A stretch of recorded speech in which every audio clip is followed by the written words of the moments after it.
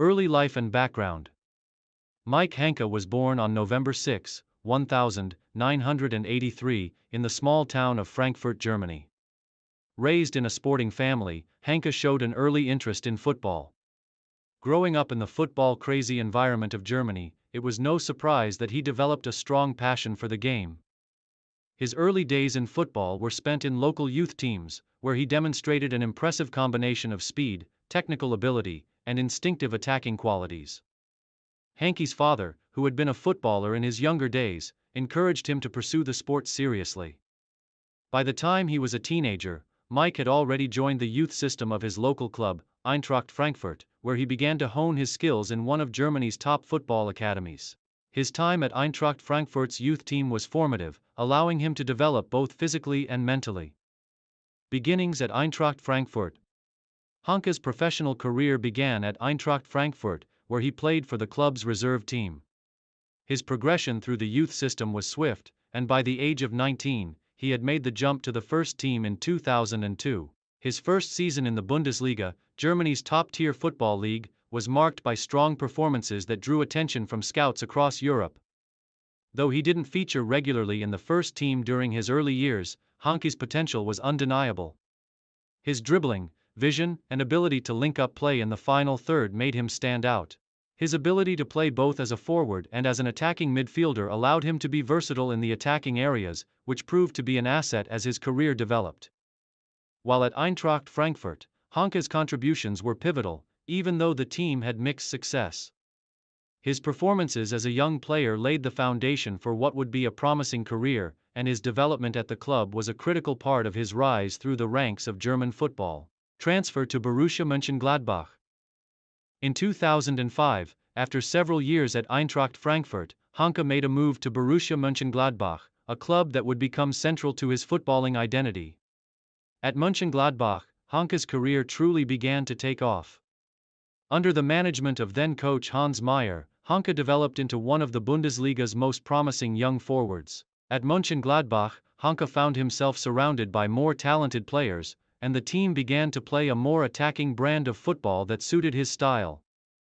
His performances in his first few seasons with the club earned him a reputation for being a dangerous forward capable of scoring goals and creating assists. His work rate, technical ability, and knack for scoring vital goals made him an integral part of Mönchengladbach's offense. In his first season at the club, he contributed to their efforts in the Bundesliga, although they struggled as a team. Over the next few years, however, Hanke would begin to develop into a central figure in the squad, scoring goals regularly and contributing in other areas of the game. Bundesliga success and international recognition. Hanke's performances at Borussia Mönchengladbach caught the eye of the German national team selectors. In 2006, Hanke was called up to represent Germany at the FIFA World Cup in Germany. This call-up was a major milestone in his career, as he became part of the squad for one of the most significant footballing events on the planet. Although he did not play a starring role in the tournament, Hanke's inclusion in the World Cup squad showcased his potential at the international level. At the time, Germany had a wealth of attacking talent, and Hanke's versatility in the forward line made him a valuable squad player. During his time at Borussia Mönchengladbach, Hanke enjoyed some memorable individual seasons. His goal-scoring abilities, combined with his work rate, made him an essential part of the team. He continued to impress with his movement off the ball, his ability to finish with both feet, and his knack for finding space in the penalty box. Though Mönchengladbach had varying levels of success in the league, Hanke remained a consistent and vital figure. Moved to Hannover 96 and continued success. In 2009, Hanke made the decision to leave Borussia Mönchengladbach and join Hannover 96, another Bundesliga club. The move allowed him to continue his development in the top-tier German league, and he immediately became a key player for Hannover. Over the next few seasons, Hanke's reputation grew as he continued to impress with his performances. While at Hannover, Hanke formed a strong partnership with several key attacking players and helped the team push for higher positions in the Bundesliga standings. Hanke's ability to score goals and assist his teammates made him a central figure in the team's offensive play. At Hannover 96, he showed his full range of abilities, from his work rate and determination to his ability to link up with midfielders and other attackers. One of the highlights of his time at Hannover was his memorable goal in a Bundesliga match against rivals Bayer Leverkusen, which showcased his technical prowess and clinical finishing. This goal, along with others, earned him widespread recognition in Germany as one of the league's top strikers during the period. Stints abroad and career decline. As his career progressed, Hanke's move abroad became an eventual reality. In 2012, after several seasons at Hannover 96, Hanke moved to China to join Guizhou Renhe, a Chinese Super League team. The move to China marked a significant shift in his career as he sought new challenges and the opportunity to play in a growing footballing market. Though his time in China was not as successful as his Bundesliga days, it provided him with the chance to experience a different culture and playing environment. Hanke's time at Guizhou Renhe allowed him to continue playing at a high level while transitioning into a different phase of his career. His performances in the Chinese league were solid, though he was not able to replicate the same impact he had in the Bundesliga. Hanke's career in China was relatively short-lived, and after a few seasons, he returned to Germany to play for 1. FC Kaiserslautern. His time at Kaiserslautern marked the tail end of his career and he was unable to regain his former level of consistency. After several years with the club, Hanke eventually retired from professional football in 2016. Playing style and legacy. Throughout his career, Mike Hanke was known for his versatility, work ethic, and technical ability. Primarily a forward, he was capable of playing across various attacking roles, whether as a central striker or a winger. His work ethic and commitment to tracking back and pressing made him a well-rounded player, and he earned a reputation for being one of the hardest-working attackers in the Bundesliga. Hanke was particularly noted for his ability to score goals with both feet, as well as his quick movement off the ball, which allowed him to get into dangerous areas of the pitch. His dribbling and close control were also key aspects of his game, enabling him to take on defenders and create space for himself and his teammates. While Hanke was never regarded as one of the superstars of German football, he was a consistent and reliable performer at both the club and international level. His versatility and work rate earned him the respect of fans, teammates, and coaches alike, and he was known for being a player who could be relied upon to deliver when needed. Post-retirement and personal life. After retiring from football, Mike Hanke has kept a relatively low profile in terms of his public life. He occasionally makes appearances in the media and takes part in charity events, but he has generally stayed out of the limelight compared to some of his former contemporaries. His post-retirement life is centered around his family and personal interests, and he remains involved in football in a more casual capacity, occasionally coaching or mentoring young players. Hanke is married and has children, and his family remains an important part of his life. While his footballing career may have come to an end, his legacy as a dependable and hard-working striker who played in Germany's top leagues will live on in the memories of the fans who watched him play. Arne Friedrich. A descriptive biography. Early life and background. Arne Friedrich was born on May 29, 1979 in Neubrandenburg, East Germany. Growing up in a country that was on the verge of reunification, Friedrich's early life was shaped by the remnants of a divided Germany. He began playing football at a young age, inspired by the strong football culture in East Germany, which had produced many talented players in the past. Friedrich's father, a keen sports enthusiast, encouraged his interest in football, enrolling him in the local football academy where he began to develop his skills. He was a talented youth player, with a natural ability to read the game, a key trait that would later define his playing style. He started his youth career at BFC Dynamo, a club that had a rich history in East German football. His commitment to the game and his relentless drive saw him rise quickly through the youth ranks, eventually leading to a breakthrough into the senior team at 1. FC Union Berlin, a club where Friedrich would begin to carve out his name in the world of professional football. Early professional career, Union Berlin and Hertha BSC. Friedrich made his professional debut for 1. FC Union Berlin in 1998, at the age of 19. During his time at Union Berlin, Friedrich's performances as a central defender began to stand out, and his abilities quickly caught the attention of scouts. As a player with exceptional defensive qualities, he was noted for his excellent positioning, aerial prowess, and leadership on the pitch. His ability to read the game and anticipate the opposition's movements made him a solid and reliable presence at the back. In 2002, after several successful seasons with Union Berlin, Friedrich made the move to Hertha BSC, one of the Bundesliga's top clubs. The transfer was a significant step in his career, providing him the opportunity to compete at a higher level and gain exposure in both the domestic league and European competitions. At Hertha BSC, Friedrich became an integral part of the team, forming a strong defensive partnership with other top defenders. During his time at Hertha BSC, Friedrich established himself as one of the most dependable and composed defenders in the Bundesliga. He was known for his calmness under pressure, his sharp tactical awareness, and his ability to handle both physical and technical challenges. Friedrich played a central role in Hertha's defensive setup, and his leadership on the field was evident as he often captained the side. His consistent performances earned him admiration both from fans and fellow professionals. Move to VfB Stuttgart and international recognition.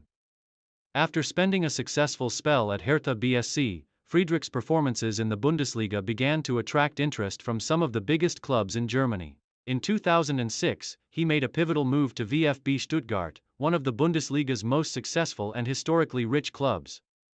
This move was a significant milestone in Friedrich's career, as he was now joining a team that was competing for domestic honors and had a strong European presence. Friedrich's time at Stuttgart was marked by an immediate impact on the field. He became a mainstay in the team's defense and contributed to the club's successful campaigns in both domestic and European competitions. One of the highlights of his time at Stuttgart was winning the 2006-07 Bundesliga title, an achievement that solidified his reputation as one of Germany's finest defenders. His calm and composed performances in defense helped Stuttgart secure the league title, and Friedrich was lauded for his ability to remain unfazed under pressure. At the same time, Friedrich's consistent club form earned him a call-up to the German national team. He made his debut for Germany in 2002, during the reign of coach Rudi Völler. His performances in the Bundesliga and his growing reputation as a reliable defender made him a natural fit for the national team, and over the following years, he earned several caps. Friedrich was known for his versatility in defense, capable of playing both as a central defender and a full-back, a flexibility that was highly valued by national team coaches. Major tournaments and success with Germany. Friedrich's career with the German national team reached its peak during the 2006 FIFA World Cup in Germany. Despite being one of the newer members of the squad, Friedrich became a crucial part of the defensive line as Germany reached the World Cup semifinals. His performances throughout the tournament were impressive, with Friedrich playing a vital role in helping Germany secure a third-place finish. During the tournament, Friedrich's ability to read the game and neutralize opposing attackers was instrumental. He was particularly noted for his composure and leadership in the defensive third, alongside fellow defenders such as Per Mertesacker and Christoph Metzelder. Friedrich's performances at the World Cup earned him widespread recognition, both in Germany and abroad. After the World Cup, Friedrich continued to be a regular fixture in the national team's defense under coaches Joachim Löw and Jürgen Klinsmann. He was a key member of the squad during the UEFA Euro 2008, where Germany reached the final before being narrowly defeated by Spain. Though the defeat was disappointing, Friedrich's performances at the tournament were highly praised. His experience, leadership, and tactical awareness were considered vital components of Germany's strong defense throughout the competition. Move to VfL Wolfsburg and later years. In 2010, Friedrich made a surprise move to VfL Wolfsburg, another Bundesliga club that had recently won the league title. While his time at Wolfsburg did not feature the same level of success as his earlier years at Stuttgart, Friedrich remained a reliable presence in the team's defense. His experience and leadership were invaluable to Wolfsburg as they sought to remain competitive in the Bundesliga and European competitions. During his time at Wolfsburg, Friedrich continued to show his quality in the Bundesliga, although injuries and the competition for starting spots limited his appearances. He still managed to contribute significantly when called upon and played a mentor-like role for younger defenders in the squad. His leadership and calm demeanor, even during difficult periods, helped guide the team through challenging seasons. Friedrich continued to play for Wolfsburg until 2013, at which point he decided to retire from professional football. Though his career had been marked by a series of injuries that hampered his ability to play at the highest level in his later years, Friedrich's overall contributions to German football and the national team were undeniable. Post-retirement and legacy. Following his retirement in 2013, Friedrich transitioned into various roles within the football community. He moved into coaching and youth development, leveraging his extensive experience in both club football and international competition to help develop the next generation of players. Friedrich also remained connected to the German football scene, frequently appearing in the media as an expert analyst and commentator. His insights into defensive tactics and his vast knowledge of the game made him a respected voice in football discussions, particularly in Germany. Friedrich's legacy in the world of football is defined by his reliability, leadership, and tactical intelligence. His calmness under pressure, his ability to read the game, and his versatility as a central defender made him one of Germany's top defenders during the 2000s and early 2010s. Despite not being the most flamboyant or physically imposing player, Friedrich's understated but highly effective style of play left a lasting impact on both his clubs and the national team.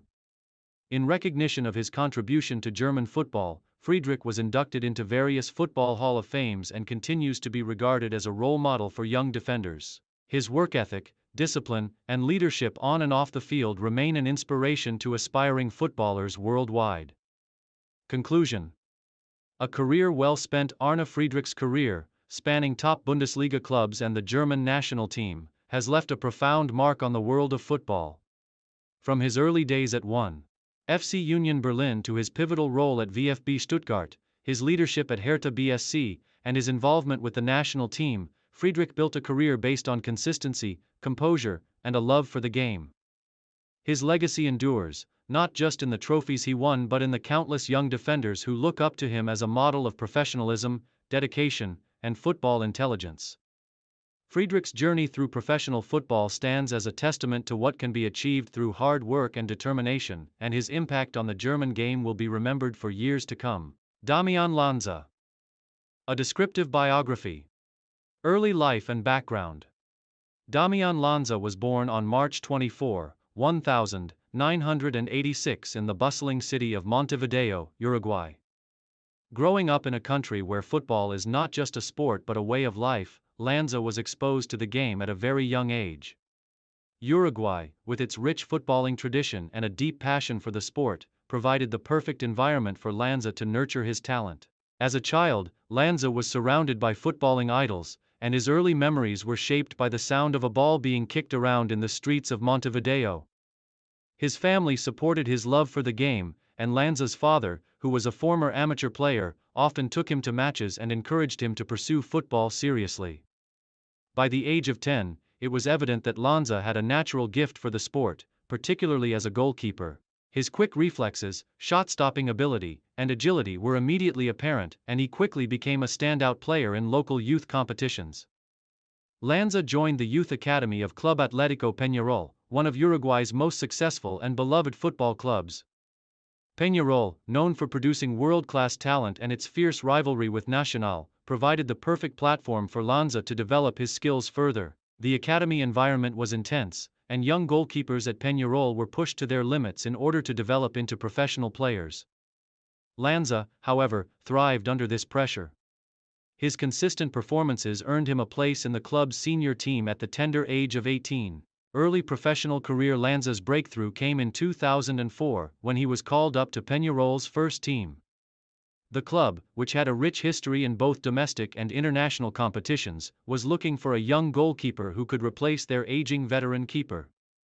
At just 18 years old, Lanza was thrust into the spotlight, and despite his youth, he was ready to prove his worth. Although his first season was filled with ups and downs, Lanza demonstrated his talent, earning praise for his shot-stopping ability, reflexes, and composure under pressure. During the 2005 season, Lanza was given more opportunities to showcase his abilities. He quickly grew into the role of first-choice goalkeeper, becoming an integral part of Peñarol's squad. His solid performances in domestic competitions, including the Uruguayan Primera Division, helped elevate Peñarol's status in the league, and his reputation as a reliable goalkeeper continued to grow. Lanza's confidence on the ball, his excellent distribution skills, and his leadership in organizing the defense made him one of the most promising goalkeepers in Uruguay. At this stage of his career, Lanza's development was closely monitored by top clubs, both in Uruguay and abroad. His consistent performances for Peñarol caught the attention of various scouts, and it wasn't long before he was linked with moves to major clubs in Europe and South America. However, Lanza remained committed to his roots at Peñarol, deciding to continue his development at the club where he had started his journey. Move to Europe and international career. In 2008, after several seasons of impressive performances in Uruguay, Lanza made the leap to Europe, joining AFC Rapid Bucharest in Romania. This was a significant move in his career, as it marked his first major step into European football. Rapid Bucharest, one of the top clubs in Romania, was looking for a goalkeeper to bolster their squad, and Lanza was seen as a perfect fit. The move to Romania represented both a challenge and an opportunity for the Uruguayan shot-stopper to prove himself in one of Europe's top leagues. Lanza's time at Rapid Bucharest was a mixed experience. Although he had some standout performances, including impressive showings in the UEFA Europa League and domestic competitions, he also faced intense competition for the starting spot in the team. Despite this, Lanza's work ethic and professionalism impressed his coaches and teammates, and he eventually became the club's first-choice goalkeeper. His agility and shot-stopping abilities were praised, and he earned recognition as one of the most reliable goalkeepers in the Romanian league during his time with the club. In addition to his club career, Lanza also earned a call-up to the Uruguayan national team during the early stages of his European adventure. Although he was not a regular starter for the national team, his inclusion in the squad was a testament to his growing reputation as a goalkeeper of note. Lanza's international appearances came during the qualifiers for the 2010 FIFA World Cup and the Copa America tournaments, where he served as a backup to veteran goalkeepers such as Fernando Muslera. His role in the national team was more about gaining experience at the international level and learning from some of the best players in South American football. Return to South America. After his stint in Romania, Lanza returned to South America in 2011, signing with Universitario de Deportes in Peru. This move was seen as a fresh start for Lanza, who was eager to rediscover his best form in a more familiar environment. Universitario, one of Peru's most successful clubs, provided Lanza with the opportunity to establish himself as one of the top goalkeepers in South American football once again. At Universitario, Lanza became a key figure in the team's defense. His commanding presence in the box, leadership, and excellent shot-stopping ability earned him the admiration of fans and pundits alike. Lanza's ability to perform in crucial moments, often saving penalties and stopping one-on-one opportunities, made him a fan favorite. His performances in the Peruvian Primera Division and in Copa Libertadores were instrumental in Universitario's competitive campaigns during his tenure. During his time in Peru, Lanza also received several honors and accolades. He was named the best goalkeeper of the year in the Peruvian league on multiple occasions, further solidifying his status as one of the continent's premier shot-stoppers. His time at Universitario also gave him the opportunity to showcase his leadership skills, as he captained the team for several seasons. Later career and legacy. Lanza's career continued with various moves to clubs in Ecuador and Colombia. He joined Barcelona SC in Ecuador in 2014, where he helped the club win domestic titles and gain recognition for their strong defensive performances. His time in Ecuador was marked by continued success, including consistent appearances in Copa Libertadores and other continental competitions. Lanza's experience in South American football allowed him to continue competing at a high level, and he was frequently cited as one of the most experienced goalkeepers in the region. In the latter stages of his career, Lanza made a move to Colombia, where he signed with Atlético Nacional, one of Colombia's most storied football clubs. With Atlético Nacional, Lanza was once again a regular starter, playing in the Categoría Primera A and the Copa Sudamericana. Although he was nearing the end of his professional career, Lanza continued to make important contributions to his teams, often serving as a mentor to younger goalkeepers. After a successful career spanning more than 2 decades, Lanza announced his retirement from professional football in 2020. His decision to retire was based on his desire to focus on other projects, including coaching and football development. Early life and background. Christian Rogelio Benitez Betancourt, commonly known as Chucho, was born on May 2, 1986, in Guayaquil, Ecuador. From a young age, Benitez showed a remarkable passion and aptitude for football. Growing up in Ecuador, a country with a rich footballing tradition, he was surrounded by the sport and dreamed of following in the footsteps of some of his country's footballing legends. Benitez's father, Hermen Benitez, was also a professional footballer, which undoubtedly influenced Christian's early interest in the game. His father's experience in the game not only provided him with guidance but also a clear role model, further inspiring him to pursue a career in football. Christian began his football journey in the local youth teams, where his speed, technical skills, and natural goal-scoring instincts quickly set him apart from his peers. He started playing football in the streets of Guayaquil, honing his dribbling and finishing ability in informal games. His raw talent and determination led him to the youth academy of Club Sport Emelec, one of the most prominent football clubs in Ecuador, based in his hometown of Guayaquil. Emelec's academy was the perfect place for young Christian to develop his skills. The club has long been known for its ability to nurture young talent, and it was here that Benitez's career began to take shape. His performances in the youth setup caught the attention of the senior team coaches, and he soon found himself making the leap to professional football at the age of 17. Rise to prominence at Emelec. Benitez's debut in Ecuador's Serie A came in 2003, when he was just 17 years old. His introduction to professional football was marked by a mixture of excitement and nerves, as he faced off against some of the best players in the country. Despite his youth, Christian made an immediate impact, showcasing his speed, quick feet, and lethal finishing ability. His performances earned him a starting spot on the team, and he quickly became one of the most exciting young players in Ecuador. Over the next few seasons, Christian Benitez developed into one of Emelec's star players. His ability to play as both a striker and a winger made him a versatile attacking threat. Known for his remarkable work ethic, precise positioning, and composure in front of goal, he quickly became one of the top goal scorers in the league. Benitez's success at Emelec was built on his explosive pace, clinical finishing, and remarkable agility that made him a constant menace to opposing defenses. Christian's contributions to Emelec's success in the Serie A helped elevate the team to new heights. He was instrumental in their offensive strategies, often scoring crucial goals in important matches. His on-field performances did not go unnoticed, and it wasn't long before Ecuador's national team came calling. National team debut and international success. Benitez made his Ecuadorian national team debut in 2005, at the age of 19, under coach Luis Fernando Suarez. His inclusion in the national team came after an impressive domestic season with Emelec, where he had caught the attention of national selectors. His debut was a historic moment for the young striker, and it marked the beginning of what would become a long and successful career with Ecuador. In his early appearances for the national team, Benitez's potential was immediately clear. His explosive style of play and eye for goal made him an invaluable asset to the national team. Over the years, Benitez became a key figure in Ecuador's attack, representing his country in several Copa America tournaments and FIFA World Cup qualifiers.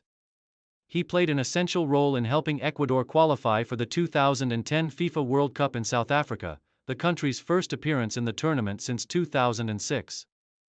Benitez's performance during the qualifiers, including his vital goals, was crucial to Ecuador's successful campaign. In the 2010 FIFA World Cup, Benitez proved his worth on the global stage. Although Ecuador did not progress far in the tournament, Benitez's performances were widely regarded as some of the brightest moments for the national team. His pace, technical ability, and finishing made him a threat to any defense, and he was widely praised for his performances, earning respect from football fans across the world. Move to Mexico and rise in Liga MX. In 2007, Benitez made a pivotal move to Mexico's Liga MX, signing with Club America, one of Mexico's most famous and successful football clubs.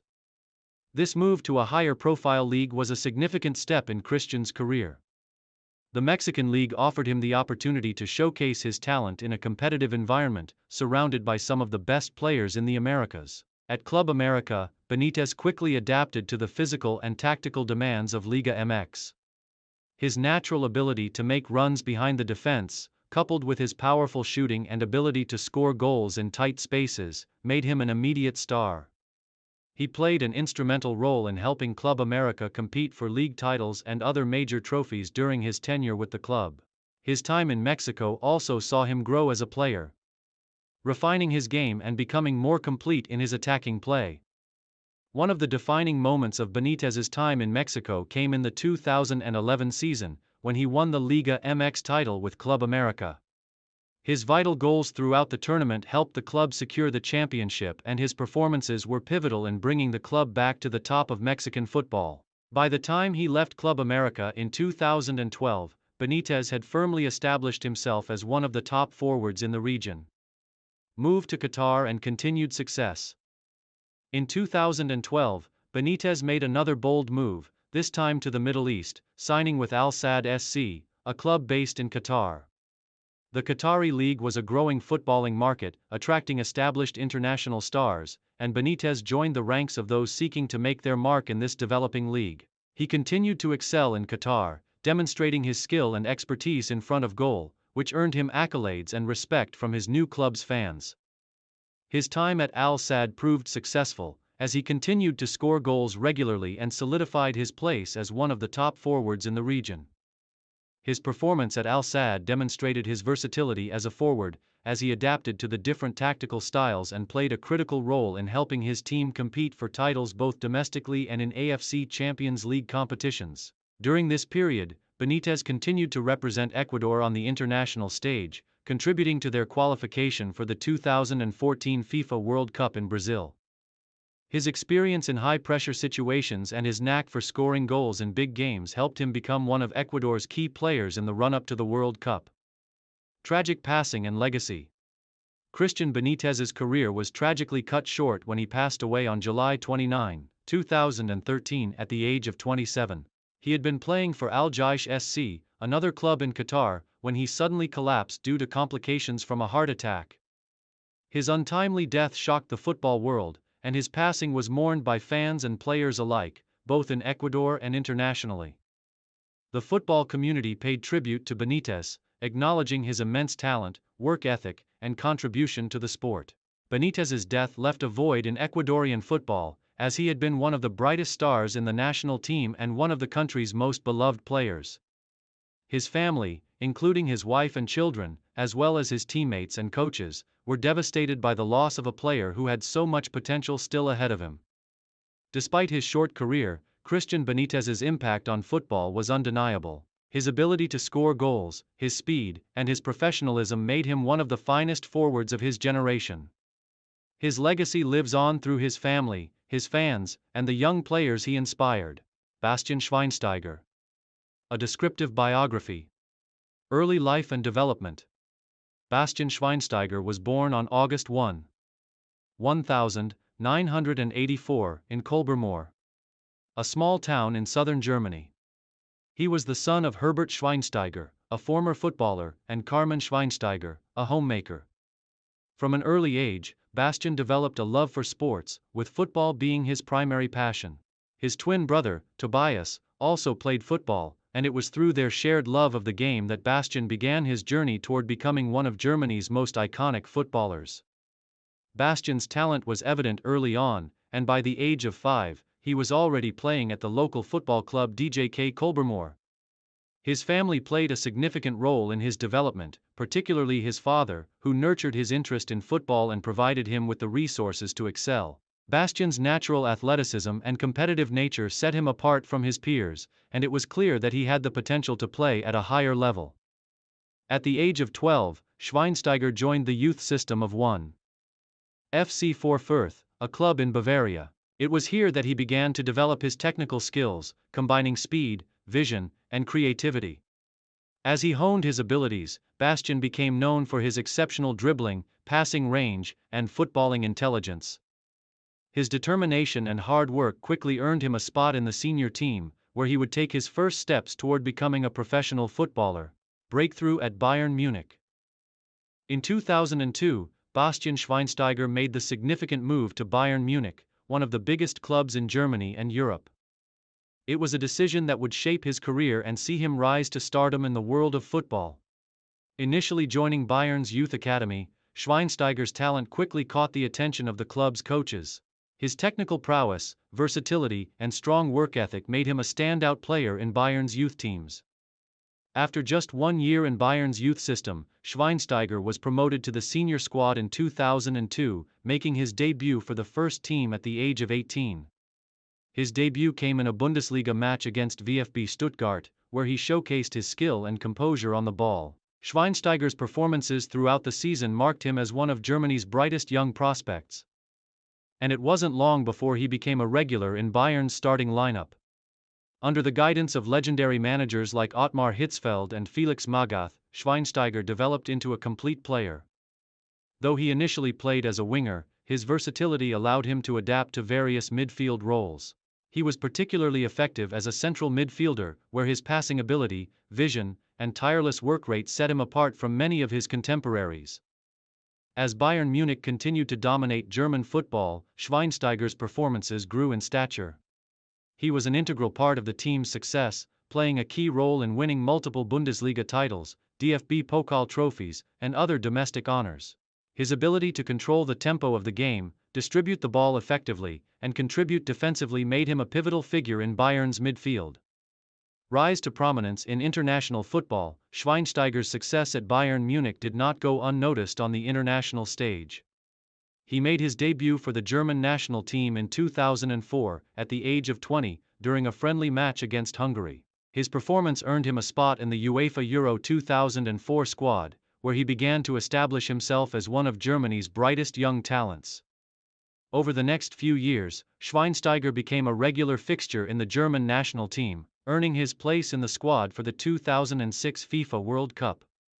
The tournament, hosted by Germany, proved to be a breakthrough moment in his international career. Though he was still a young player, Schweinsteiger's performances were crucial in helping Germany reach the semi-finals of the competition. Schweinsteiger's standout moment during the 2006 World Cup came in the quarter-finals against Argentina, where he scored a decisive goal in the penalty shootout that helped Germany advance. His mature performance in such a high-pressure situation showcased his mental fortitude and ability to perform on the big stage. The 2008 UEFA European Championship marked another key moment in Schweinsteiger's international career. His performances throughout the tournament were exceptional, and he was instrumental in Germany's run to the final. Though Germany lost to Spain in the final, Schweinsteiger's development into a world-class midfielder was evident for all to see. Achievements with Bayern Munich. In the years that followed, Schweinsteiger continued to rise to prominence as one of the best midfielders in the world. He became Bayern Munich's midfield general, dictating the pace of the game and driving the team forward with his leadership and technical ability.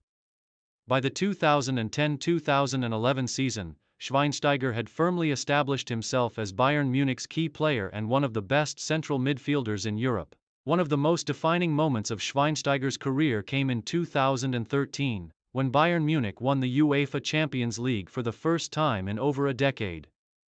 In the final against Borussia Dortmund, Schweinsteiger played a crucial role in the team's victory, anchoring the midfield and ensuring that Bayern maintained control of the game.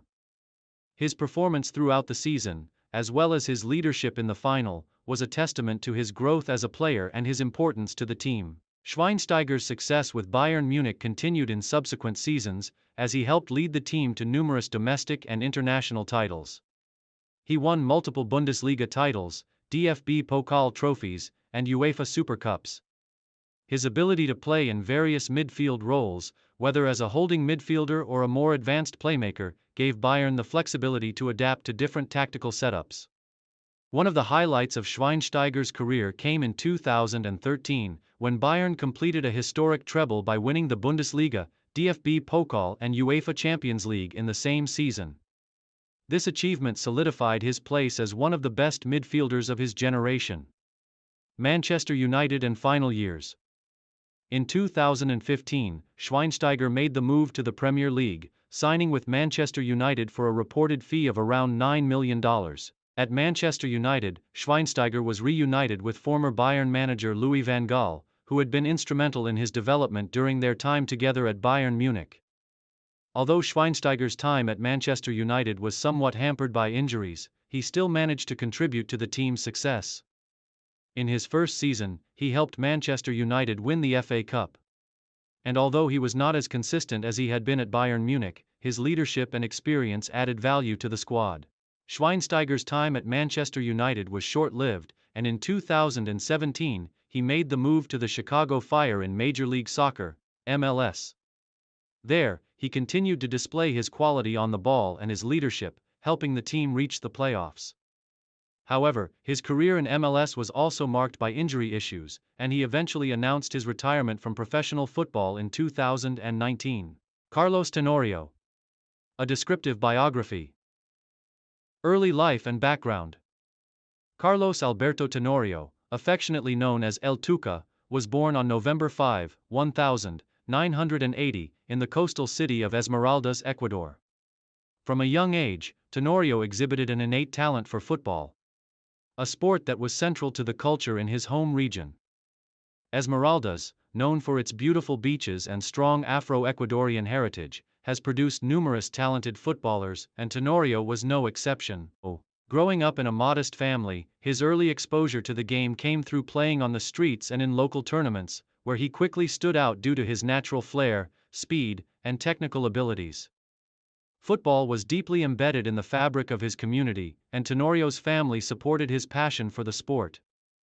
His father, an avid football fan, often took him to games, where Tenorio developed a deeper love for the sport. By the age of 12, his talent had attracted the attention of local football clubs, and he soon joined the youth academy of Esmeraldas Petrolero, one of the prominent clubs in his hometown.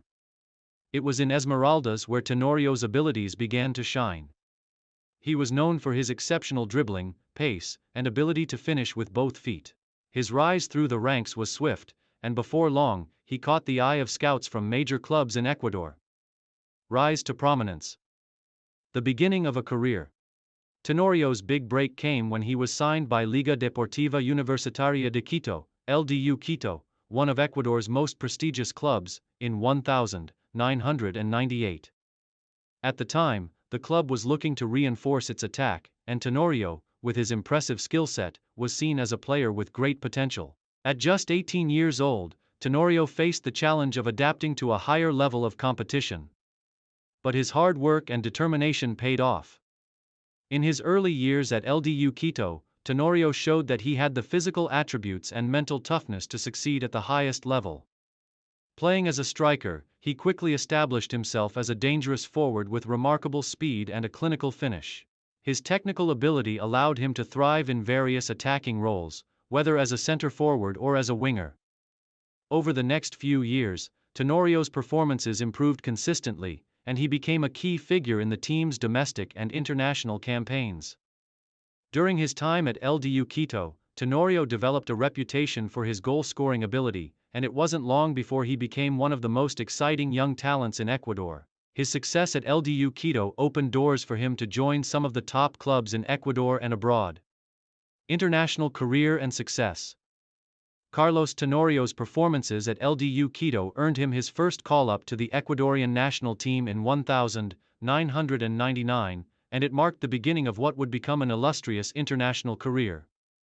His goal-scoring prowess, combined with his physicality and speed, made him a natural fit for the national team, and he quickly became one of the country's most important players. Tenorio was part of the Ecuadorian squad that participated in the 2002 FIFA World Cup qualification campaign.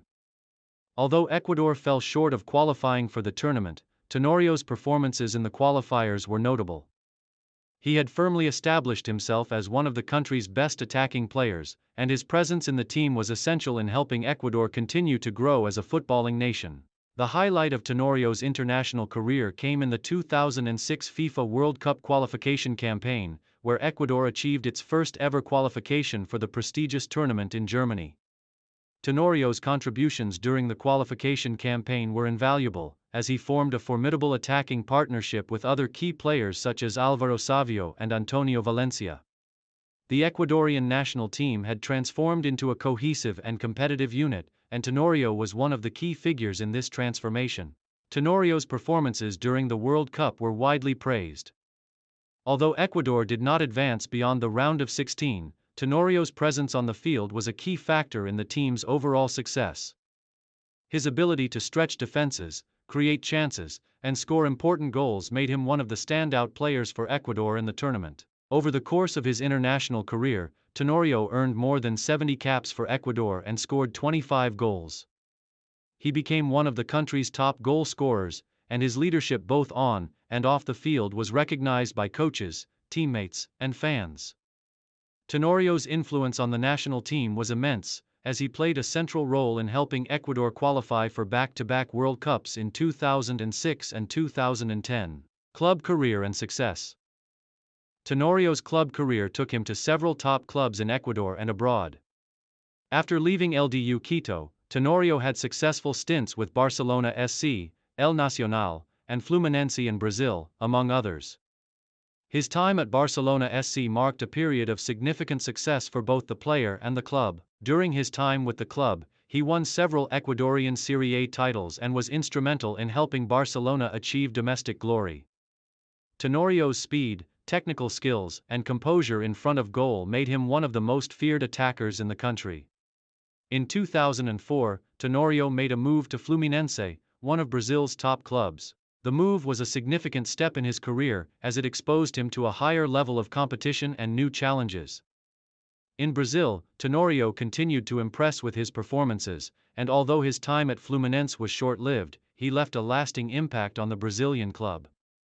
His spell in Brazil was followed by stints in Mexico with Club America, where he played for one season, further solidifying his reputation as an experienced and reliable forward. His career in Ecuador was marked by his time with El Nacional, where he continued to be one of the country's most prolific goal scorers. His performances in the Serie A helped the team remain competitive, and Tenorio's experience was crucial for El Nacional's ambitions in both domestic and international competitions. Playing style and strengths. Carlos Tenorio was known for his blistering pace, exceptional dribbling, and natural goal-scoring instincts. His ability to break down defenses with his speed and agility made him a constant threat to opposing defenders. He possessed a powerful shot and a composed finish, which allowed him to score goals from a variety of situations.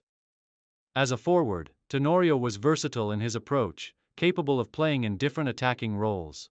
His link-up play and ability to hold the ball under pressure made him a key player in team setups that relied on quick transitions and counterattacks. He was particularly effective when given space to run at defenders, and his finishing ability was clinical in one-on-one situations. Tenorio's leadership on the field was another key aspect of his playing style. As a natural leader, he often captained both his club and national teams, rallying his teammates with his work ethic, commitment, and passion for the game. His experience allowed him to make tactical decisions in the heat of the moment, and he was known for his ability to motivate others on the field. Early life and background. Marcel Jansen was born on November 4, 1985 in Mönchengladbach, West Germany, into a family where sports were an integral part of daily life. His father, a former footballer, played a significant role in shaping Marcel's early love for the game. Growing up in the football-rich region of North Rhine-Westphalia, Marcel showed an early aptitude for the sport. Though his father's influence was evident, it was clear that Marcel had his own passion for the game, particularly as a young child playing football with friends in his neighborhood. Jansen's early football development took place in Borussia Mönchengladbach's Youth Academy, a club known for nurturing top-tier talents. He began his journey as a youth player at the club and, even as a child, it was clear that he had great potential. His exceptional skills, particularly as a left-back and winger, caught the attention of coaches, and by the age of 16, he made his debut for the senior team. Borussia Mönchengladbach. The beginnings of a career. Jansen's professional debut came in 2003 at the age of 17, when he was called up to the Borussia Mönchengladbach first team. His first season was marked by flashes of brilliance, and his performances on the pitch quickly earned him a reputation as one of Germany's most promising young talents. As a left-back, Jansen combined excellent defensive capabilities with an ability to push forward and support the attack, a characteristic that made him a versatile option for his team. During his time at Borussia Mönchengladbach, Jansen's development was rapid. His ability to read the game, strong tackling, and pace were standout features of his play. In addition to his defensive duties, he was often deployed as an attacking left winger, using his crossing ability and speed to contribute to the offensive phase of play. His maturity and consistency at such a young age marked him as a standout player in the Bundesliga, despite the club's struggles to challenge for major honors. Janssen's time at Mönchengladbach was relatively short-lived, as he caught the eye of bigger clubs in Germany.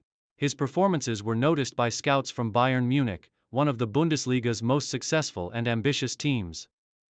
Bayern Munich. The big move and European glory.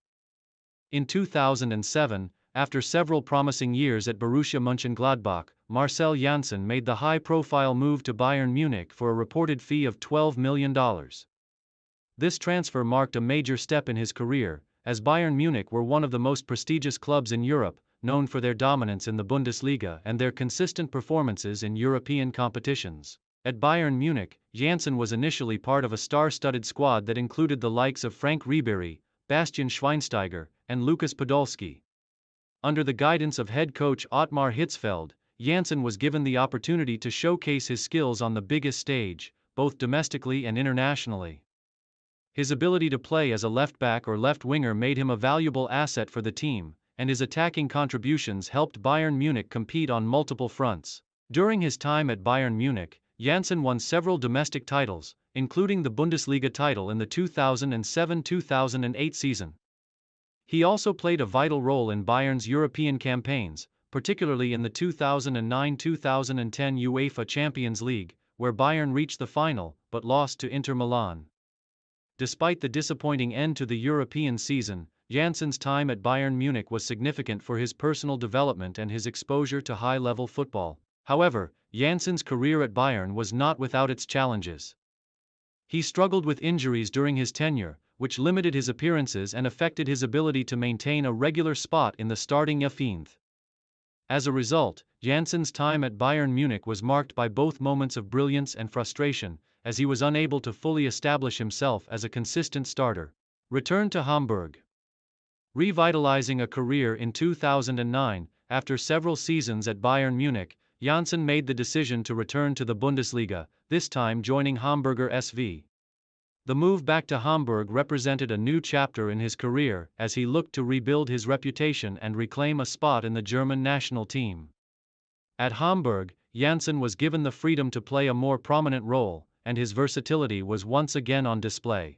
During his time at Hamburger SV, Janssen enjoyed a more prominent and successful period, particularly under the leadership of coach Armin Veh.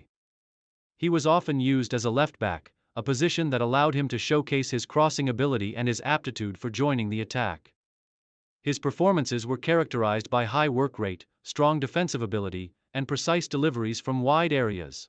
Janssen was also able to contribute significantly to the club's attacking play, registering several assists and being an essential part of the team's build-up play from wide positions. His attacking output was a key component of Hamburg's success during his time at the club, and his consistency earned him praise from fans and pundits alike. While Hamburg never won major silverware during Janssen's tenure, the club remained competitive in the Bundesliga, regularly finishing in the upper half of the table. Janssen's leadership qualities also came to the fore during this period, as he became one of the club's key figures both on and off the field. His experience, both at the domestic and international level, allowed him to play a mentoring role for younger players, helping to guide the team through difficult matches and challenging moments. International career, representing Germany. Janssen's impressive club form at both Borussia Mönchengladbach and Bayern Munich did not go unnoticed, and he earned his first call-up to the German national team in 2004 at the age of 18. Over the years, he would go on to earn 45 caps for Germany, representing his country in some of the most prestigious international tournaments. Janssen's first major international tournament was the 2006 FIFA World Cup, held in Germany.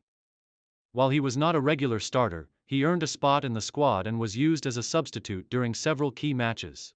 The tournament was a pivotal moment for German football, as the team finished in third place, and Janssen was part of a new wave of talent emerging on the world stage. Janssen's international career peaked during the 2008 UEFA European Championship, where Germany reached the final, only to be defeated by Spain. Despite the loss, Janssen's performances in the tournament were solid, and he was widely regarded as one of the standout players in Germany's defense. His pace, stamina, and ability to contribute both offensively and defensively made him an invaluable asset for his country. Janssen's last major international tournament came in the 2010 FIFA World Cup in South Africa, where Germany finished in third place. Although Janssen did not make a major impact on the tournament, his experience and leadership were crucial for the team. He eventually retired from international football in 2010, as he focused on his club career and continued to perform at a high level for Hamburg.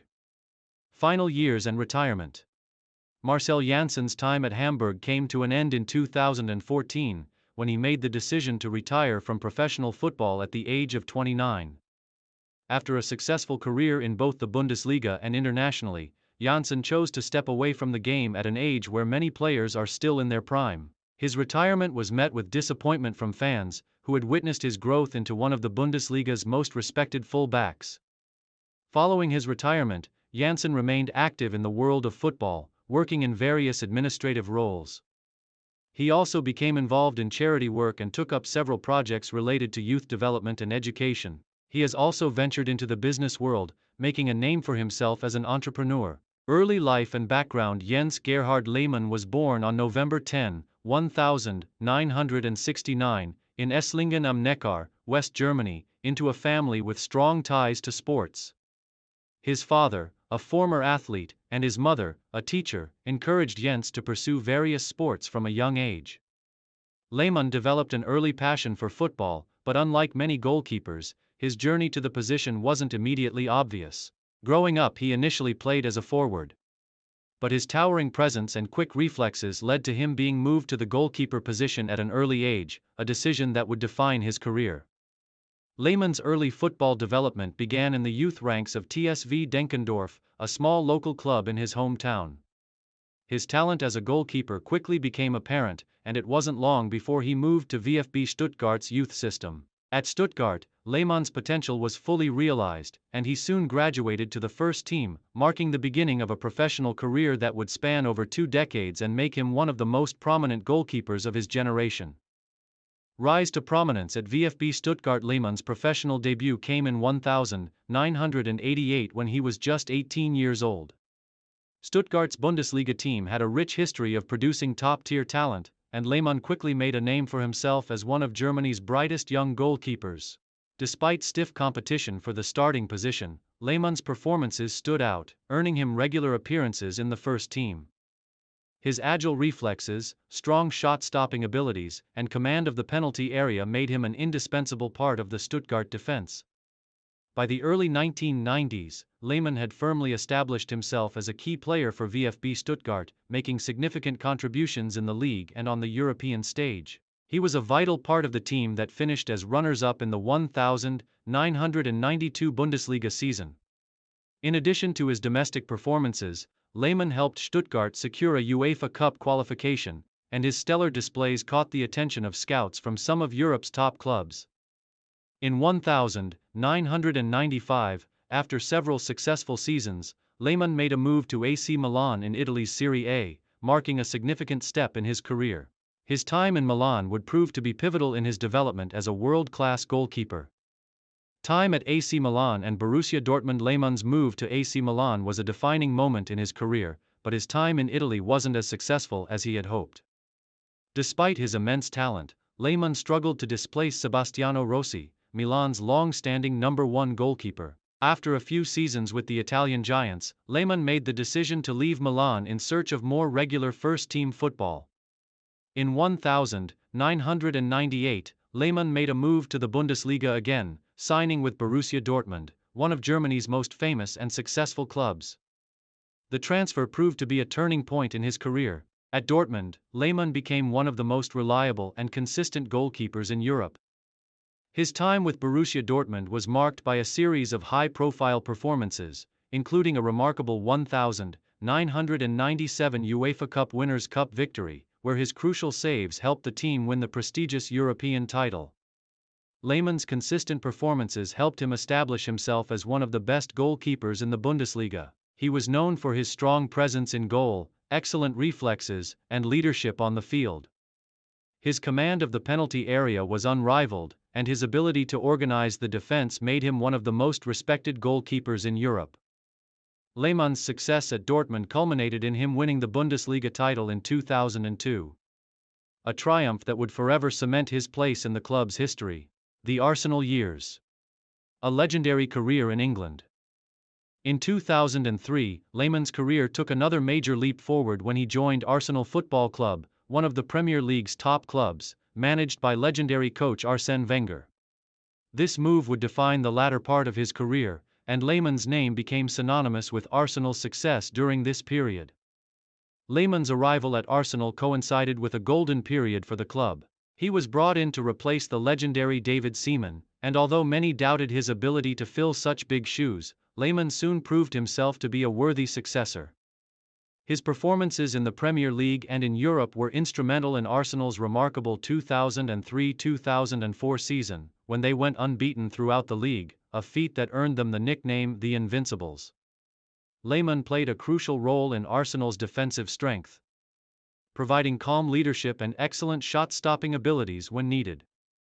His ability to communicate with the defense and organize the backline became a key aspect of Arsenal's success. Lehmann's confidence and his excellent understanding of the game allowed him to read situations before they developed, often making crucial saves when his team needed him the most.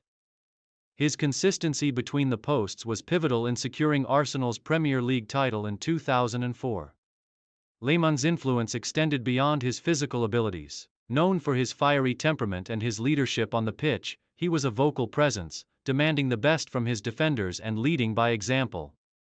His competitive nature and refusal to back down made him a popular figure among Arsenal fans, who appreciated his passion and commitment to the club. One of the most iconic moments of Lehmann's Arsenal career came during the 2006 UEFA Champions League final against Barcelona. In a match that would define his legacy, Lehmann made several crucial saves and played a vital role in keeping Arsenal in the game. However, his final became marred by a controversial red card in the early stages of the match, forcing him to leave the field. Despite his dismissal, Arsenal's defense stood firm, but they eventually lost to Barcelona. Despite the loss, Lehmann's performance in the Champions League was remembered as one of his finest moments in an Arsenal shirt. International career. Representing Germany. Lehmann's performances at club level earned him a call-up to represent Germany at international level. He first played for the national team in 1997. But it was not until the early 2000s that he established himself as Germany's first-choice goalkeeper. Lehmann was part of the German squad for the 2002 FIFA World Cup. But it was not until the 2006 World Cup that he truly became an international star. During the 2006 World Cup in Germany, Lehmann played an integral role in Germany's run to the semi-finals.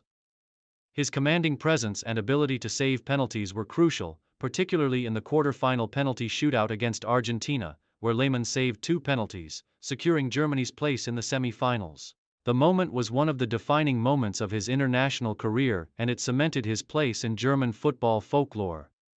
Lehmann's reputation as one of the best goalkeepers in the world continued to grow throughout his career, and he was regarded as one of the top shot-stoppers in Europe during the mid-2000s. He retired from international duty in 2008, having earned 61 caps for his country. Early life and development. Robert Huth was born on August 18, 1984, in Berlin, Germany. Growing up in the capital of reunified Germany, Huth developed a love for football at an early age. Like many young boys in Germany, Huth's passion for the sport led him to join local clubs as a child, where his towering physicality and natural ability quickly set him apart from his peers. His journey began at a local club in Berlin, and by the age of 10, he was already spotted by scouts from the prestigious one. FC Union Berlin, where his footballing education would begin to take shape. As a young player, Huth exhibited the raw attributes that would later define his career: size, strength, and a natural defensive mindset. At Union Berlin, he refined these skills, impressing coaches with his aggressive tackling, aerial dominance, and ability to read the game. These qualities made him a standout talent, and it wasn't long before he caught the eye of scouts from some of Germany's biggest clubs. Rise to prominence. Moving to Chelsea. In 2001, at just 17 years old, Huth made the bold decision to leave his home country and move to England to pursue his footballing dream. He joined Chelsea Football Club, one of the biggest clubs in the Premier League at the time, and quickly made a name for himself in the youth ranks. His progression through the ranks at Chelsea was rapid, with his imposing stature and physical style of play making him a standout in the club's youth teams. Huth's hard work and potential paid off when he made his debut for Chelsea's first team in 2003. His performances as a powerful, no-nonsense central defender quickly earned him a place in the squad. At Chelsea, Huth was part of a team that was in the midst of an exciting transformation. Under the ownership of Roman Abramovich, Chelsea had just recruited manager Jose Mourinho, and the club was building a squad capable of competing for both domestic and European honors. During his time at Chelsea, Huth played alongside world-class defenders, such as John Terry and Ricardo Carvalho, and his development was further accelerated. Though his opportunities in the starting lineup were limited initially due to the fierce competition for places, Huth made important appearances in Chelsea's Premier League campaigns and their journey through European competitions.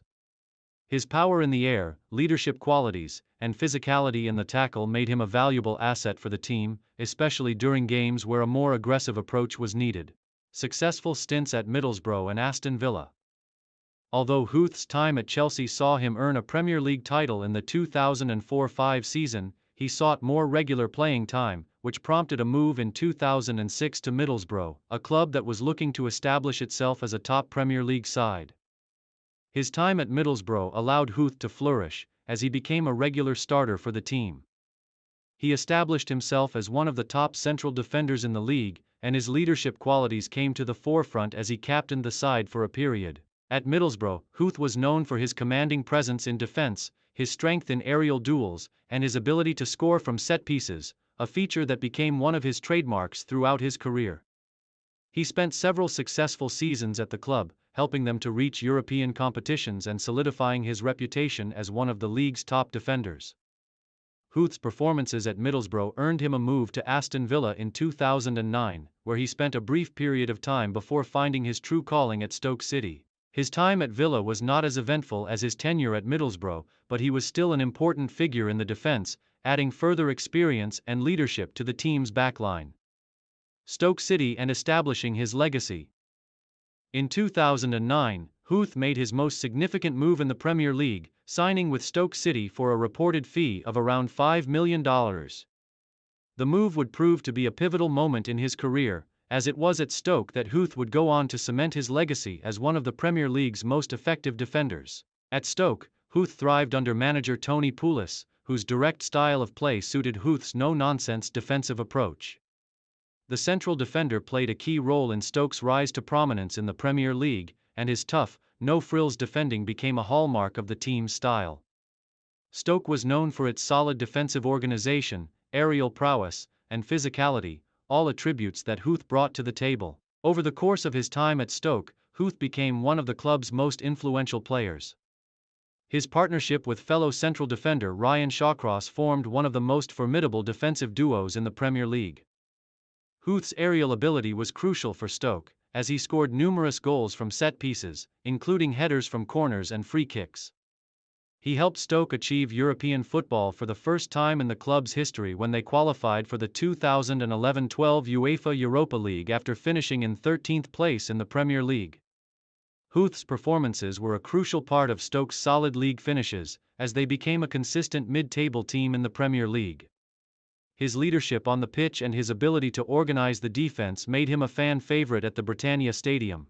Huth's commitment to the cause was clear, as he played with a passion that earned him the respect of both teammates and opponents. International career with Germany. Although Huth's club career was flourishing, he also earned recognition at the international level. Having come through Germany's youth ranks, Huth earned his first call-up to the German national team in 2004 and made his senior debut in 2004 during a friendly match against Hungary. His performances at club level had earned him a spot in the German squad, and his physical style of play made him a solid option for the national team.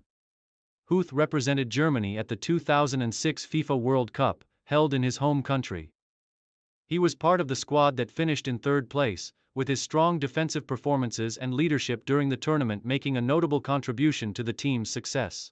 Although Huth was not always a regular starter, his versatility and ability to play both in the center of defense and at right back gave him an edge in the national team setup. Huth continued to be part of the German national team for several years, earning a total of 19 caps for his country. His experience at both the club and international level was invaluable. And though he was often overshadowed by other more high-profile defenders, his contributions to the national team were significant. Final years and retirement. Huth continued to play for Stoke City until the end of the 2016-17 season. In his final years, Huth was plagued by injuries that limited his appearances on the pitch. In the 2017-18 season, Huth was loaned out to Leicester City, a club where he had previously been linked with a move. Unfortunately, Huth's injury struggles prevented him from making a significant impact at Leicester, and he eventually announced his retirement from football in 2019. Though his playing days were cut short by injuries, Huth left a lasting legacy in the Premier League, particularly at Stoke City, where he became one of the club's most beloved figures. His aggressive, direct style of play and his ability to dominate in the air made him a standout performer in one of the most competitive leagues in the world. Post-retirement and media career.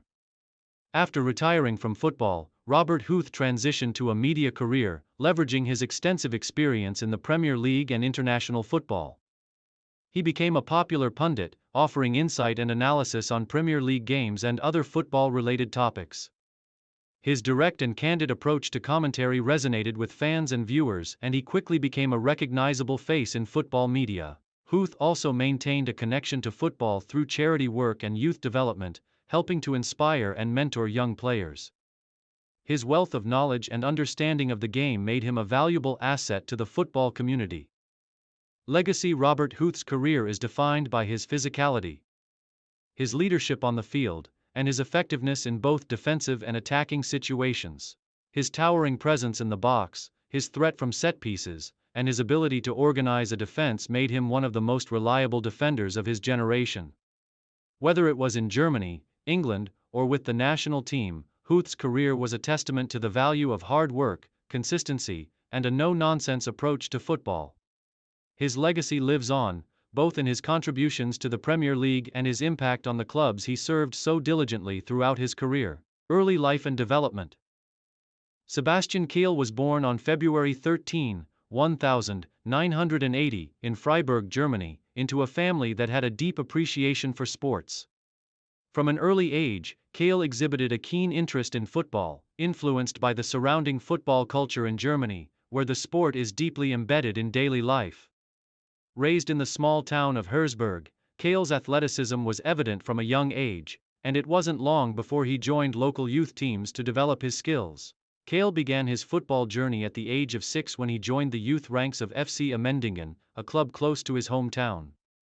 His natural aptitude for the game quickly stood out, and he soon progressed through the ranks to play for the youth teams at SC Freiburg, one of the most renowned football academies in Germany. SC Freiburg's youth development program was instrumental in shaping Kehl's early footballing career, where he honed his technical abilities, vision, and understanding of the game. His time at Freiburg's youth academy allowed Kehl to refine his versatility as a midfielder, an area of play that would define his career. He was not only known for his technical proficiency but also for his intelligence on the field. His ability to read the game, break up opposition attacks, and distribute the ball efficiently were qualities that caught the eye of coaches and scouts alike. Professional debut and rise at SC Freiburg. Kehl's professional breakthrough came in 1998, when he was promoted to SC Freiburg's senior squad at the age of 18. His debut in the Bundesliga marked the start of an exciting career in top-flight football. Freiburg, at that time, was a club with strong ambitions but was still in the process of establishing itself as a mainstay in the Bundesliga. Kehl, however, quickly adapted to the demands of top-tier football, making an instant impression with his composed performances and ability to control the tempo of the game. During his early years at Freiburg, Kehl established himself as a key player in the midfield, with his leadership skills coming to the forefront. Although Freiburg struggled at times with relegation battles, Kehl's performances were a shining light, with his tactical awareness and skillful passing making him one of the team's most important players. His ability to transition from defense to attack with precision, coupled with his leadership qualities, earned him the nickname Der Kapitän, the captain, from both fans and teammates alike. As he continued to develop his game, Kehl became one of the most respected midfielders in the Bundesliga. His composed nature on the ball, coupled with his tireless work ethic off it, made him one of the league's most reliable and steady midfielders. Kehl's early career at SC Freiburg set the foundation for what would become a long and successful career in the Bundesliga. Moved to Borussia Dortmund in 2002, after spending 4 years at SC Freiburg and establishing himself as one of the most talented midfielders in the league, Kehl made a move to Borussia Dortmund, one of Germany's top football clubs. At Dortmund, Kehl would join a side that was looking to return to the top of German football after a period of rebuilding. His transfer was seen as a major step in his career, providing him with the opportunity to play in European competitions and fight for major domestic trophies. Kehl's time at Borussia Dortmund would go on to define the peak years of his career. As a midfielder, he was essential to Dortmund's success. His ability to anchor the midfield, break up opposition attacks, and contribute to both offensive and defensive phases of play quickly made him a fan favorite. Kehl was often deployed as a defensive midfielder, where his tactical discipline and passing range allowed Dortmund to control the tempo of matches. During his time at Dortmund, Kehl won several major honors, including the 2002 Bundesliga title and the DFB Pokal, German Cup, in 2008. He played an instrumental role in Dortmund's defensive solidity, and his leadership on and off the field earned him the captain's armband. Kehl was known for his resilience and fighting spirit, often leading by example and pushing his teammates to give their best in every match. His work in the midfield allowed attacking players like Michael Zorc, Jurgen Kohler, and Shinji Kagawa to express themselves, creating a balanced and effective team. International career with Germany. Kehl's performances at the club level did not go unnoticed, and in 2002, he earned a call-up to the German national team. His first appearance came in a friendly match against Belgium, and from there, he would go on to become a regular part of the national team setup. Kehl was part of the German squad that competed in the 2004 UEFA European Championship and the 2006 FIFA World Cup, where Germany finished in third place. Although Kehl was not always a starter, he was an important squad player who provided depth and versatility in the midfield. His ability to disrupt opposition attacks and maintain possession allowed Germany to control the center of the park, and he made several impactful appearances during the international tournaments. Kehl was also a member of the German team that reached the final of the 2008 UEFA European Championship, although the team was ultimately defeated by Spain in the final. Despite not winning the tournament, Kehl's performances throughout the competition were solid, as he played an essential role in Germany's progression to the final. Later years and retirement. Kehl continued to be a key figure for Borussia Dortmund in the latter part of his career, contributing to the team's resurgence as a dominant force in German football. Under manager Jurgen Klopp, Dortmund won back-to-back Bundesliga titles in 2011 and 2012, and Kehl was an integral part of the team's midfield. His experience, leadership and intelligence on the ball helped guide the team to these successes, as Dortmund competed both domestically and in European competitions. However, as with all footballers, age eventually caught up with Kehl. In 2015, after a successful and trophy-laden career, Kehl decided to retire from professional football. His decision came after a final season where he had been primarily used as a backup player, providing valuable experience and leadership to the younger members of the squad. Despite no longer being a regular starter, Kehl's influence in the dressing room and on the training pitch remained significant. He retired with a wealth of experience, having won multiple domestic and international trophies during his career. Post-retirement and media career. Following his retirement from professional football, Kehl transitioned into a role within Borussia Dortmund's management and media work. In 2016, Kehl was appointed as the sporting director of Borussia Dortmund, overseeing the club's football operations and contributing to strategic decision-making on transfers and team development. His in-depth knowledge of the game, combined with his experience as a player, made him an ideal candidate for the position, and he was quickly involved in shaping the club's future. Kehl's post-playing career also saw him become an expert commentator and pundit for various media outlets. He appeared on German television, offering his insight into the Bundesliga, German football, and European competitions. His analysis and observations were highly regarded, and he became a prominent figure in the media world, providing a bridge between the playing and coaching sides of the game. Legacy. Sebastian Kehl's football career is marked by consistency, leadership, and an unrelenting work ethic. He was the type of midfielder who did the dirty work, breaking up attacks and providing stability for his teammates. His ability to control the tempo of the game, combined with his intelligence and defensive awareness, made him one of the top defensive midfielders of his generation. At Borussia Dortmund, Kehl became a club legend, revered for his dedication, professionalism, and the many trophies he won. Kehl's time at Borussia Dortmund, his role in Germany's national team, and his successful post-playing career ensure that he will be remembered as one of Germany's top footballing figures of the 21st century. His leadership, both on and off the field, left a lasting impression on the game, and he continues to be an influential figure in the world of football. Early life and development. Jens Nowotny was born on January 11, 1974, in Aalen, Germany, into a family with a deep connection to sports. Growing up in a region that has a rich footballing history, Nowotny was naturally drawn to the game from an early age. His passion for football quickly developed, and he began playing at local clubs, showing signs of the talent that would later define his career. As a child, Nowotny was keen on various sports but was particularly drawn to football. His early years were spent honing his skills at youth clubs in Aalen, where his ability to read the game, tackle effectively, and possess strong leadership qualities became apparent. As a youth player, he displayed a natural athleticism that allowed him to excel in different positions. But his strengths were most pronounced in defense, where his physicality and mental sharpness gave him an edge over opponents. His football journey progressed rapidly as he moved up the ranks. At the age of 14, he joined the youth system of VfB Stuttgart, one of Germany's top clubs. Stuttgart's academy, known for producing talented players, was instrumental in shaping Nowotny's development as a central defender. It was at VfB Stuttgart that Nowotny began to refine his tactical understanding of the game, developing into a disciplined and aggressive defender with strong leadership attributes. Breakthrough at VfB Stuttgart. Jens Nowotny's professional debut came in 1993 when he was promoted to VfB Stuttgart's senior squad at the age of 19. Stuttgart, at that time, was a club in the midst of a transition, but it had a strong reputation in German football.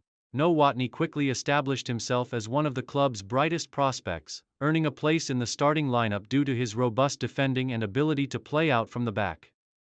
During his early years at Stuttgart, Nowotny earned recognition for his tenacious playing style, excellent aerial ability, and his reliability as a defender. He was not a flashy player, but his consistency, physicality, and strong reading of the game made him a valuable asset. His performances in the Bundesliga garnered attention, and it was clear that Nowotny had the potential to become one of Germany's leading defenders. Despite being a part of a team that experienced both highs and lows in the Bundesliga, Nowotny stood out as a key player for Stuttgart. His defensive leadership was evident in both domestic and international competitions, where he showcased his composure and resilience under pressure. By the end of his tenure at Stuttgart, Nowotny had played several seasons at the top level, establishing himself as one of the Bundesliga's top center-backs. Move to Bayer Leverkusen. In 1996, Nowotny made the significant decision to join Bayer Leverkusen, another top Bundesliga club that had a strong track record in both domestic and European competitions. The move marked the beginning of a highly successful chapter in Nowotny's career, where he would establish himself as one of the premier defenders in German football. At Bayer Leverkusen, Nowotny quickly became an integral part of the squad. His combination of physical strength, tactical intelligence, and leadership qualities made him a natural leader in the heart of the defense. Under the management of Christoph Daum, Nowotny thrived in a defense that was built on discipline and organization. His partnership with fellow defenders allowed Leverkusen to become one of the most solid teams in the Bundesliga, consistently challenging for top honors. The club's success was not limited to domestic football. Nowotny played a crucial role in Bayer Leverkusen's strong performances in European competitions, particularly in the UEFA Champions League. In 2002, Leverkusen reached the Champions League final, a significant achievement in the club's history. Although Leverkusen fell short in the final against Real Madrid, Nowotny's performances during the tournament were outstanding, showcasing his ability to compete at the highest level. Nowotny's time at Leverkusen was marked by consistent domestic success as well. The team finished near the top of the Bundesliga, and Nowotny's leadership and defensive prowess helped them maintain a strong defensive record. He also played a pivotal role in Leverkusen's 2002 DFB Pokal German Cup win, further cementing his status as one of the top defenders in Germany. International career with Germany. Nowotny's domestic success and consistency at club level earned him recognition from the national team coaches. In 1999, he earned his first call-up to the German national team. His debut came in a friendly match against Bosnia and Herzegovina, and from there, he quickly became a regular fixture in the national team defense. Nowotny was known for his reliability and leadership in the center of defense, and his physical style of play made him an ideal fit for the German national team.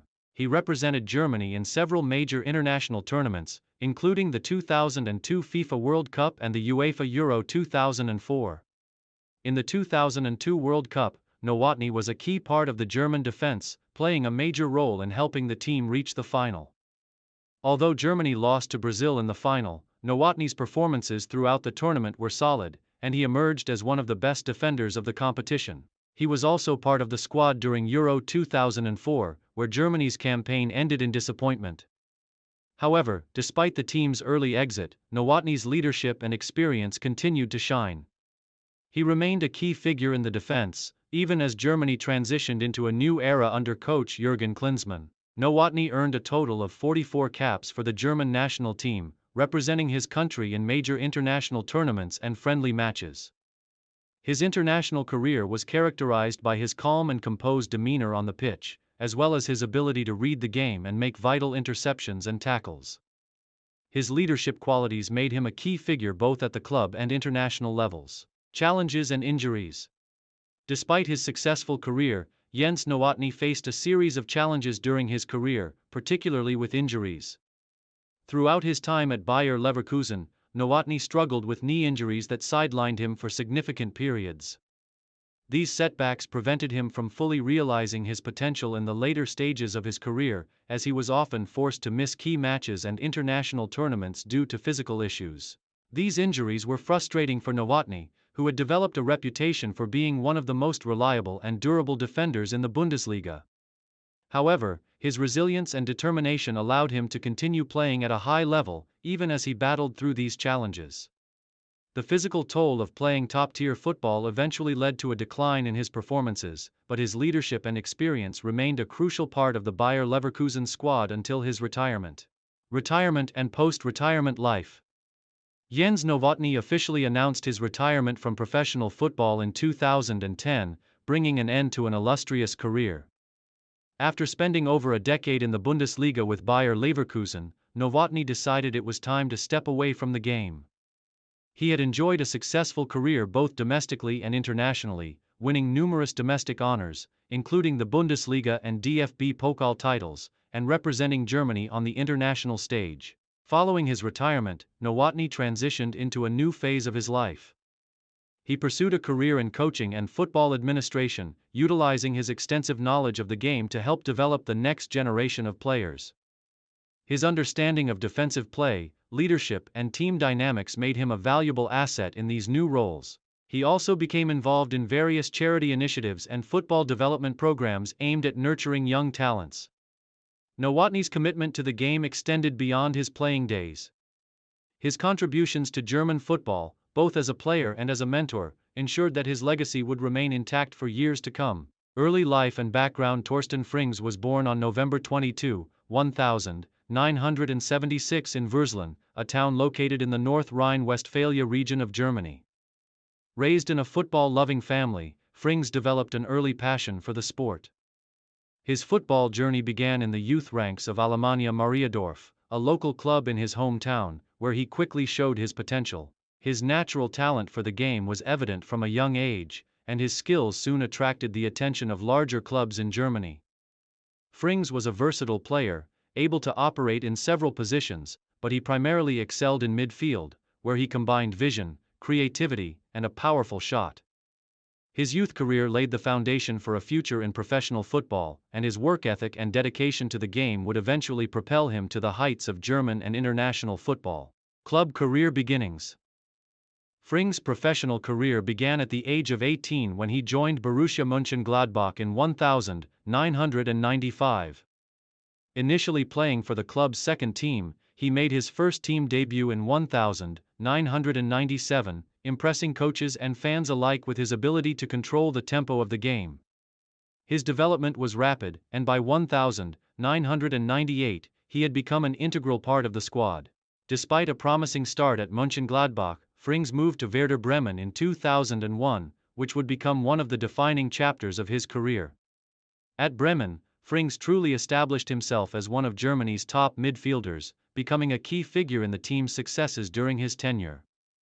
His skill set suited Bremen's attacking and dynamic playing style, and he quickly adapted to the team's needs, playing both in defensive midfield and as an attacking midfielder. Success at Werder Bremen. Frings' time at Werder Bremen was marked by numerous team and individual achievements.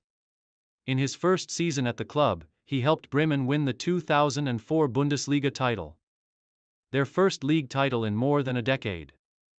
The following year, Frings played a pivotal role in Bremen's triumph in the DFB Pokal, German Cup, further solidifying his importance to the team. Frings' ability to read the game and his physical presence in the midfield made him a leader on the pitch. Known for his passing range and powerful long shots, Frings was often the player who set the tone for Werder Bremen's attacking play. His performances earned him recognition both at the club and national levels, as he was called up to represent Germany in the 2004 UEFA European Championship.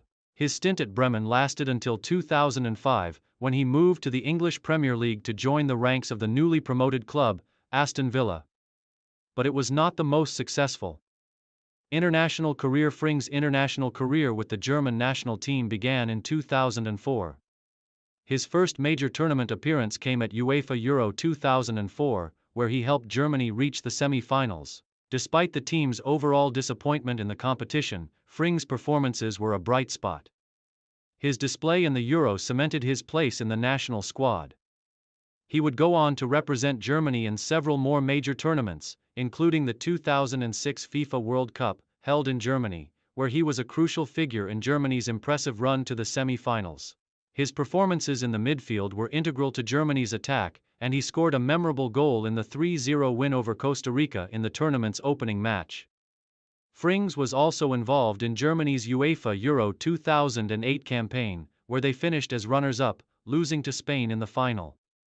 Frings' leadership qualities and his ability to break up opposition attacks were vital to the national team's success during his tenure. He earned over 70 caps for Germany, playing in multiple World Cups and European Championships. He was known for his discipline, ability to control the ball under pressure, and his knack for providing key assists in important moments. Moved to Bayern Munich and later career. In 2005, Frings moved to Bayern Munich, one of Germany's most successful football clubs. Here, he continued to showcase his quality in a top-tier team, making important contributions in domestic and international competitions. During his time at Bayern, Frings won several domestic trophies, including the Bundesliga and the DFB Pokal. However, his time at the club was overshadowed by injury setbacks and stiff competition for places in Bayern's starting lineup. Frings left Bayern Munich after a few seasons and joined the Turkish club Fenerbahce in 2009. The move to Turkey marked a new chapter in his career, and he became an influential figure at the Istanbul-based club. While at Fenerbahce, Frings continued to play a central role in the midfield, helping the team win several Turkish Super League titles and participating in European competitions, where he showcased his skill and experience on the international stage. Frings' time in Turkey was relatively successful, but after a few years, he returned to Germany for a brief spell at FC Kaiserslautern before announcing his retirement from professional football in 2014. Playing style and legacy. Torsten Frings was widely regarded as a tenacious and skillful midfielder, with an impressive ability to control games. He was known for his powerful long-range shots, pinpoint passing, and tactical awareness. Though not the most flashy player, Frings possessed an innate ability to dictate the tempo of the game from midfield and break up opposition attacks with ease. His versatility allowed him to play both as a defensive midfielder and as an attacking one, making him one of the most well-rounded midfielders of his generation.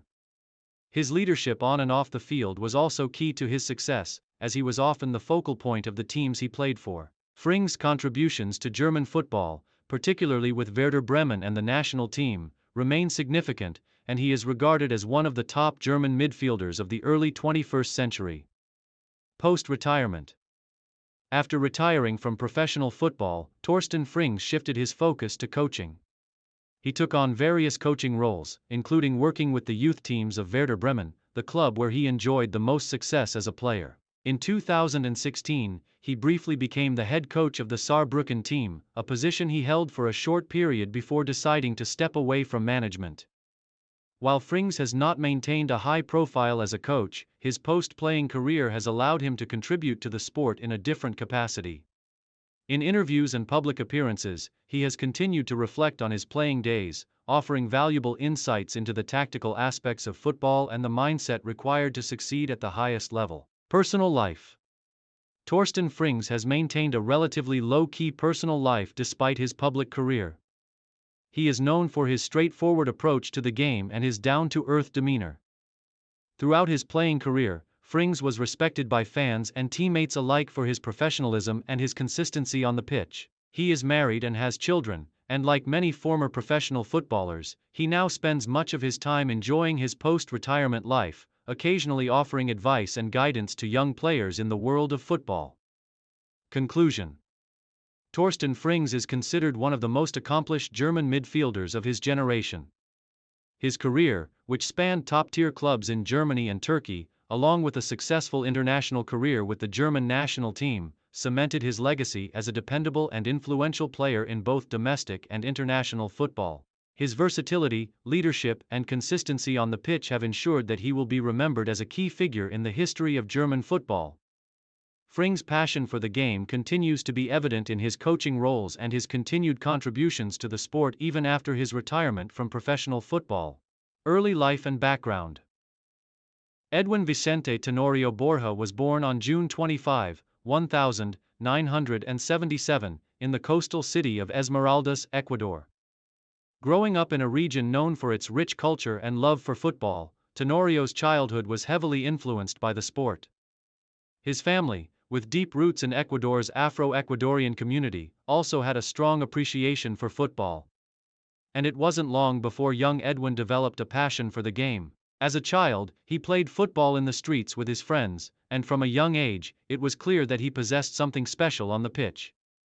As a young boy, Tenorio's idol was the legendary Ecuadorian footballer Alvaro Veliz, and his dream was to one day represent his country at the highest level.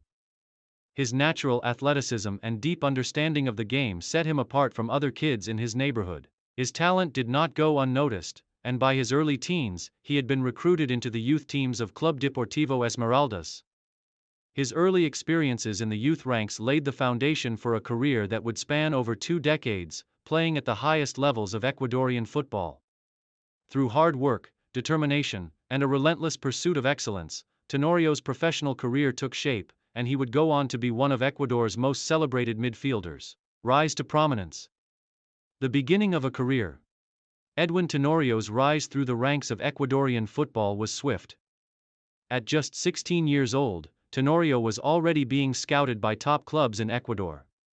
In 1993, he made the move to Liga Deportiva Universitaria de Quito, LDU Quito, one of the most prestigious clubs in the country. His time at LDU Quito would mark the start of his professional journey, where he initially struggled to establish himself but steadily grew into a key player. Tenorio's breakthrough came in the mid-1990s, during a period in which Ecuadorian football began to grow in both quality and stature. Playing primarily as a defensive midfielder, Tenorio quickly became known for his impressive work rate, ability to break up opposition attacks, and skill in passing. His ability to distribute the ball with precision and break up opposing play was highly valued by coaches and fans alike. His versatility also allowed him to play in more advanced roles when needed, providing an attacking spark for his team. By the late 1990s, Tenorio had become an integral part of LDU Quito's success in domestic competitions. His consistent performances, both in defensive and playmaking duties, earned him a reputation as one of Ecuador's brightest young talents. It was clear that he had the potential to succeed at the highest level of football. International career and national team success. Edwin Tenorio's performances at the club level led to his first call-up to the Ecuadorian national team in 1999, at the age of 22. His inclusion in the national team came during an exciting time for Ecuadorian football, as the country began to assert itself in international competitions. Tenorio quickly established himself as a key player for his national team, providing balance in the midfield with his tough tackling and exceptional ball distribution. One of Tenorio's defining features as a player was his leadership on the field. Despite being relatively young when he made his international debut, his intelligence and vision allowed him to play alongside established players, and he quickly formed a vital partnership with some of the country's most prominent footballers. His role as a defensive midfielder was pivotal, as he was able to break up opposition attacks and also distribute the ball with incredible precision. Tenorio was a crucial part of the 2002 FIFA World Cup qualification campaign for Ecuador. And though Ecuador ultimately did not qualify for the tournament, Tenorio's performances in the qualifiers drew significant attention. His presence in the national team continued to grow, and he became a mainstay in the Ecuadorian midfield. His breakthrough moment on the international stage came during the 2006 FIFA World Cup qualification campaign, where he helped Ecuador qualify for their first-ever World Cup. In 2006, Tenorio was part of the Ecuadorian squad that made history by qualifying for the World Cup in Germany. His leadership, vision, and tactical discipline were essential in helping Ecuador achieve this historic feat. Although Tenorio did not make as many appearances as some of his teammates during the tournament itself, his role in the qualification phase was immense. Tenorio's partnership with fellow midfielders such as Antonio Valencia and Carlos Tenorio proved vital to Ecuador's success, as the team played with flair and resilience to secure their spot in the tournament. Career at domestic clubs. Throughout his career, Tenorio played for a variety of top clubs in Ecuador, with notable stints at LDU Quito, Barcelona SC, and El Nacional. His tenure at LDU Quito in particular saw the club enjoy domestic and international success. His role as a defensive midfielder, combined with his ability to link up play, made him an invaluable asset to the team. Tenorio's time at Barcelona SC, one of the most successful clubs in Ecuador, allowed him to continue building on his reputation as one of the country's top midfielders.